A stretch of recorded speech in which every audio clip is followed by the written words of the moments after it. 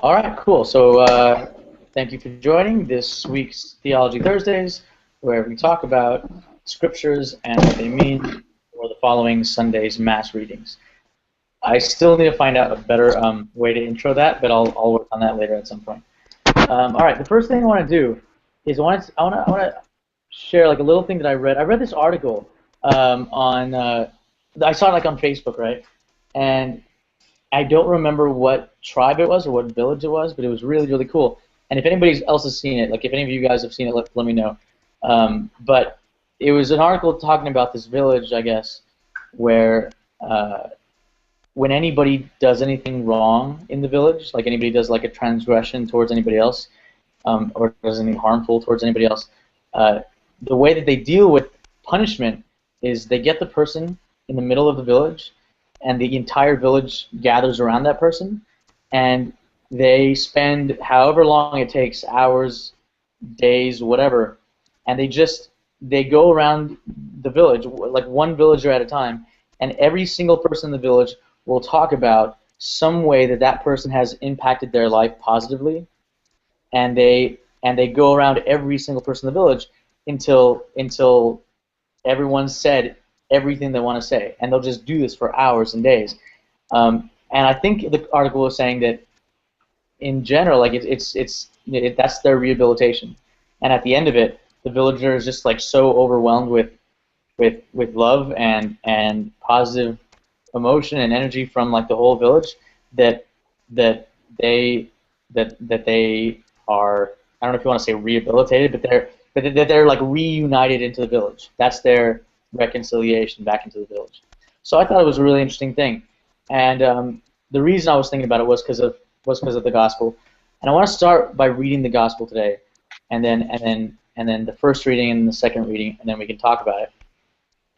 The gospel today is from Matthew, chapter 18, and it's basically talking about what to do. It's Jesus telling his disciples what to do if when they're hurt by somebody, what to do when someone does something to harm them. And so Jesus says to his disciples, Matthew chapter 18, Jesus says to his disciples, "If your brother sins against you, go and tell him his fault between you and him alone. If he listens to you, you have won over your brother. If he does not listen, take one or two others along with you, so that every fact may be established on the testimony of 2 or 3 witnesses. If he refuses to listen to them, tell the church. If he refuses to listen even to the church, then treat him as you would a Gentile or a tax collector. Amen, I say to you, whatever you bind on earth shall be bound in heaven, and whatever you loose on earth shall be loosed in heaven. Again, amen, I say to you, if 2 or 3 agree on earth, 2 or 3 of you agree on earth, about anything for which they are to pray, it shall be granted to them by my heavenly Father. For where 2 or 3 are gathered together in my name, there am I in the midst of them." And that's the gospel. And I just thought of that story about the villagers when I was reading that gospel, and it's really, really tied to the first reading. The first reading is really short. It's from Ezekiel, and it's God saying that God's basically telling us to be His voice on earth and His voice to others, and telling us what happens if we do that well, and what happens if we don't do that well. So from Ezekiel 33, "Thus says the Lord, you son of man, I have appointed watchmen for the house of Israel. When you hear me say anything, you shall warn them for me. If I tell the wicked, O wicked one, you shall surely die, and you do not speak out to dissuade the wicked from his way, and the wicked shall die for his guilt. But I will hold you responsible for his death. But if you warn the wicked, trying to turn him from his way, and he refuses to turn from his way, he shall die for his guilt, but you shall save yourself." So that's Ezekiel, and so it's kind of just this idea of, when you're in a community, when you're in relationship with people around you, how do you deal with negative things? How do you deal with them hurting you? How do you deal with all that?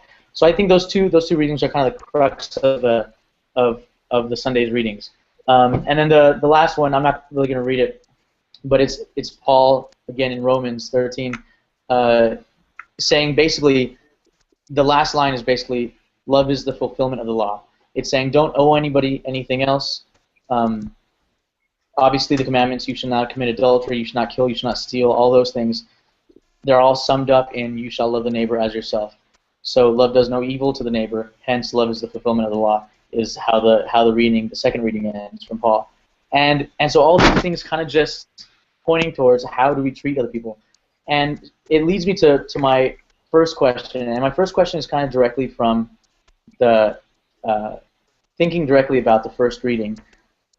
And the question is, how do we, quote unquote, warn the wicked, right? And before we even answer that question, I think it's really interesting. Like, I want to kind of talk about the language of warn the wicked. Like, that's a very specific type of way of saying that, language of saying that.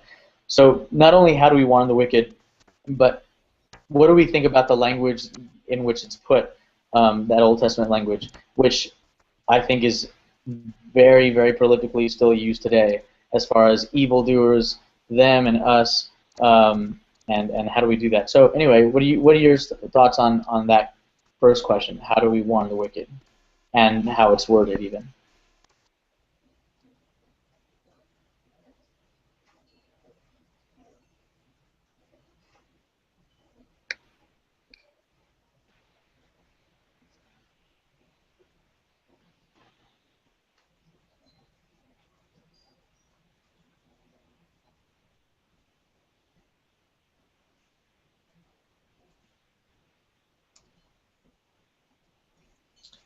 Sorry, Mika's been crying a little bit, which is why.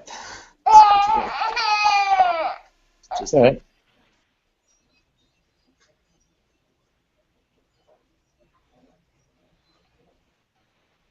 I cannot hear You can't hear?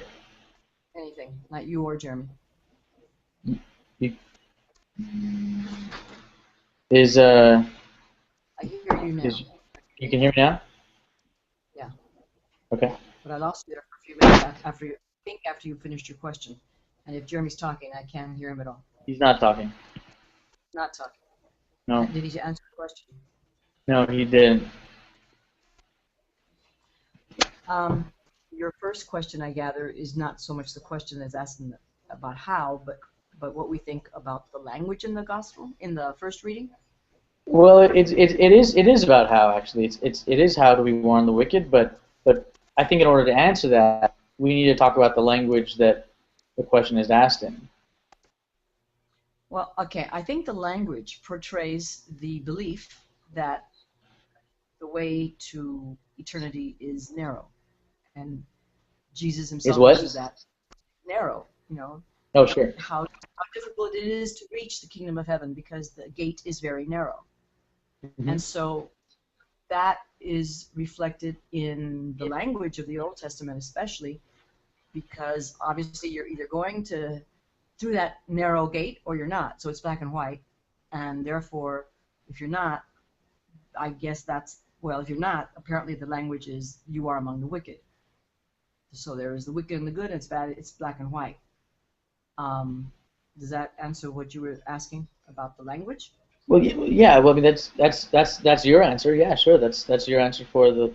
That's how I interpret most of the Old Testament, and that part where Jesus is talking about how difficult it is for a rich man to, that it's easier for a camel to go through the eye of the needle, which was the gate to the town, than for a rich man to go to heaven. Sure. The way is narrow. The way is not easy. The way is not necessarily accessible to everyone who wants to maybe forge their own way. If we are attempting to listen to God's word and gather or gain from it direction for our own lives, personally for our own lives, then I think it is often, at least in my case, it has been a constant or a regular, at least, readjustment of my own values, of my own direction, of my own goals, of my own behavior. And it feels like a very frequent honing. And there are so many analogies that I can think of, like I think it's in, not Micah, something like Micah. in the Old Testament where they talk about the silversmith and how we have to go through that flame to be purified. Yeah, right. Yeah, it's not easy. We go through all kinds of things, and we have to be constantly shedding those parts of us that interfere with God's plan, God's will, our coming closer to Him. There are many, many things. So in the reading in Ezra, when I see the language of the wicked, I don't.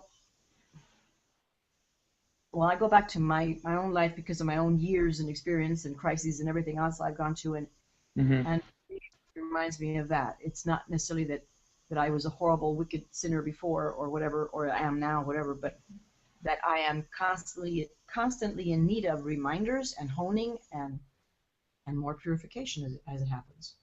That language tends to scare people, and so be it. But it's that process that we go through, and if I ever feel like I am done, I'm finished, I'm purified, I'm ready, I'm perfect, then I'm in trouble. I just know I am. So are you kind of, when you hear that question, how do we warn the wicked? Are you kind of more putting it on yourself as far as I heard you talking about your own process of purification, your own process of transformation, but how do you associate that with, like, how are you connecting that with how do you warn other people? How do you correct other people or help others change or anything like that? Well, it's actually kind of scary to me because if I know that if done in the wrong way, then I will push people away rather than towards God. So I have to be careful. If I take on the attitude that I think I'm reading in the words of looking at whoever my neighbor may be at the time as wicked, then I'm in trouble because I'm not going to be communicating God's love to that person. Right. So I have to do it with God's love. But at the same time, I believe that there is truth. There is some black and white, and so possibly the sharing of my own experience, possibly sharing of what I understand truth to be, and possibly what I believe to be the correct way has to be. I have to be able to talk about it, hopefully in ways that don't completely turn off the other person, but I always run that risk. That's why it's scary to me, because when I have done it, there are people who listen, and then there are those who simply label you as a do-gooder or a I don't know, the labels they give us, and they just turn away. And that scares me because maybe I've done according to Ezra, fulfill my responsibility of trying, but maybe I haven't done it the right way. So, have I really? And of course, if that person walks away, then all I have left is the hope that I put the seed in the brain and the heart of the other person and hope that someone else will do a better job down the road because I've lost that person or that person has walked away from me. Does that make sense? Yeah, I think it's really interesting that from the Old Testament reading to the Gospel reading, like the language changed. In the first reading, it's warning the wicked. It's like you're saying, a very black and white kind of thing. In the Gospel reading, Yeah. Jesus is using a word like brother. He's not even saying neighbor. Even he's saying brother. Like, if your brother sins against you, go and tell him. And it's a much different emphasis of reunification into the community, and doing everything you possibly can to help that person out and to be there and to help them in whatever way you can. First, and I think it's interesting. Jeremy, you work with Montessori, and we've talked about this a little bit with like little kids. How little kids being affirmative in what they need and what in their comfort zones, and like someone punches, a little kid punches another little kid, and we teach little kids to say, hey, when you punched me, it really hurt, and I didn't like, it didn't make me feel good. Please don't do that, And we're really, and it's kind of exactly what he's saying. If your brother sins against you, go and tell him his fault between you and him alone.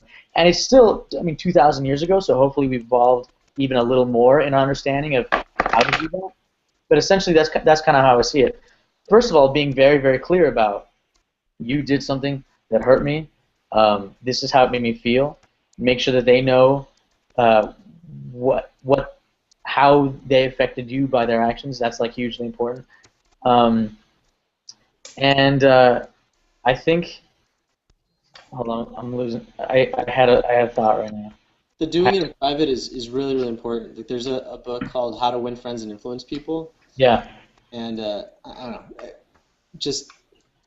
I talk to my clients and my friends about, and actually Chris and I, my wife and I, we have this rule that like we protect each other's dignity.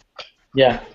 And dignity is a hugely important thing in Montessori, and it totally comes at odds of like peace, right? Because so often, like if you offend me and then I go up in front of all of your friends and say, hey, you really hurt me, and now you have to not only agree that you hurt me, want to make it right, you have to be comfortable making yourself look less in front of all of these people. You know, like the dignity thing is really, really big, right? So it's very wise.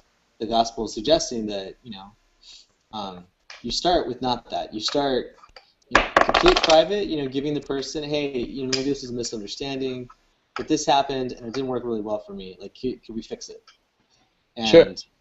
And there's no dignity. There's no, it's just you and that person. And if that's the end, then that's the end. And like, no harm, no foul.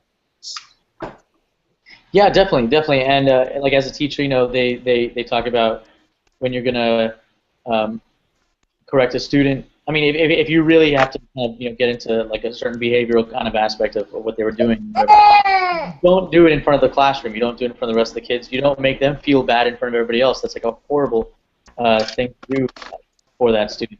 And yeah, so definitely like an emphasis on human dignity.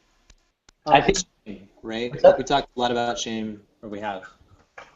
Oh yeah, sure, exactly right. Yeah, you never not shaming, right? Right.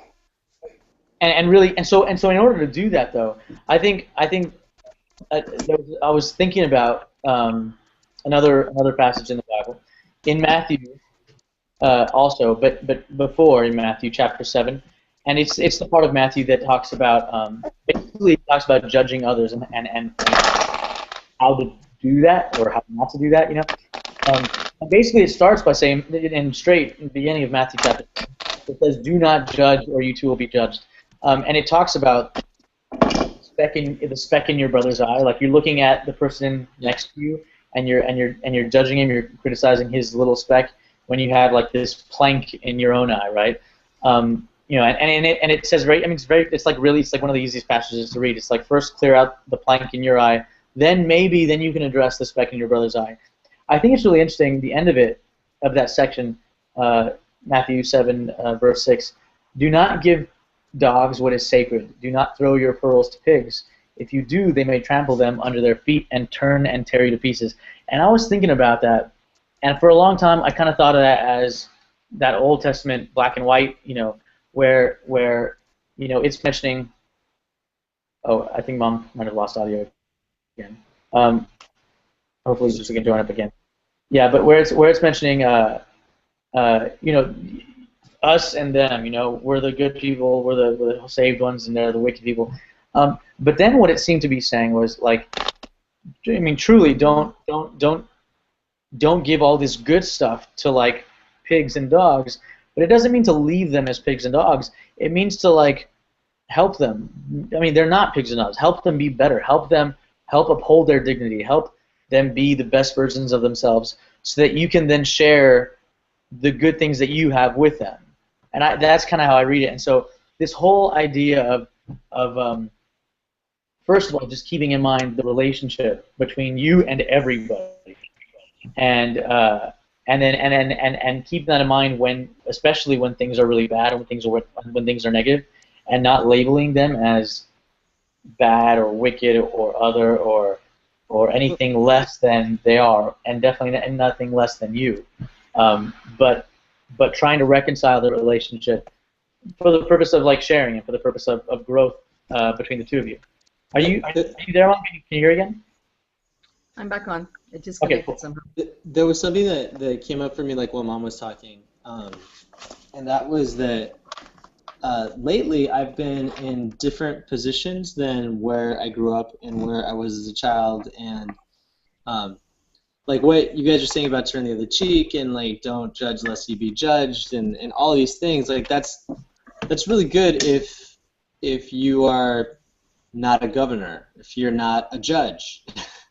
If you know, like there's places where actually it's actually appropriate to do something that is not that, right? Like one example, in our dance community, we had this guy that someone accused of rape, and they wanted us to kick him out of the dance community, and like, holy cow, like what? Like part of me, a large part of me is all about, fixing community and having that be,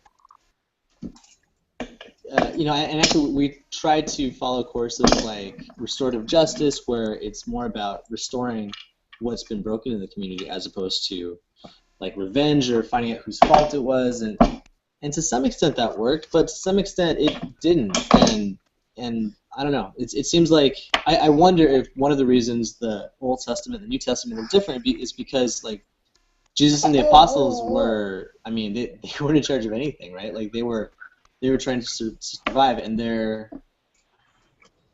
well, I don't know. Like when you're talking about the wicked, I wonder if it's because they're talking to, tribes that actually have to deal with keeping these people safe from other people, and I don't know. It's I wonder about the difference in power and how that has. And possibly, but I think it speaks to like a lot of things. I mean, you could say Jesus and his disciples weren't really technically in charge of anything, but you could also say Jesus kind of was in charge of everything, and that's how he chose to show it. Like what does that say about our leaders? What does that say about people in positions of authority here? Like what does that say about the systems we have where we allow our leaders to demonstrate authority in certain ways? It's a big question. It's not a small question at all. I think part of the difference between the New Testament and the Old Testament was that just historically, I mean, they're generations and generations apart. There was an evolution in their own system of judgment, or justice, an evolution in their own system, their own way of thinking about things.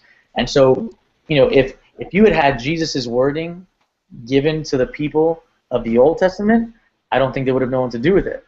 Way less, or at least much less than people of the New Testament knew what to do with Jesus' wording, which was still kind of a little radical and a little different.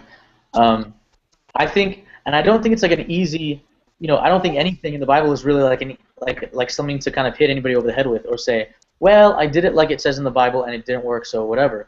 I'm not saying you're saying that, but I think of I think of the gospel passage, and I know situations where maybe I've even thought about this, and I know situations where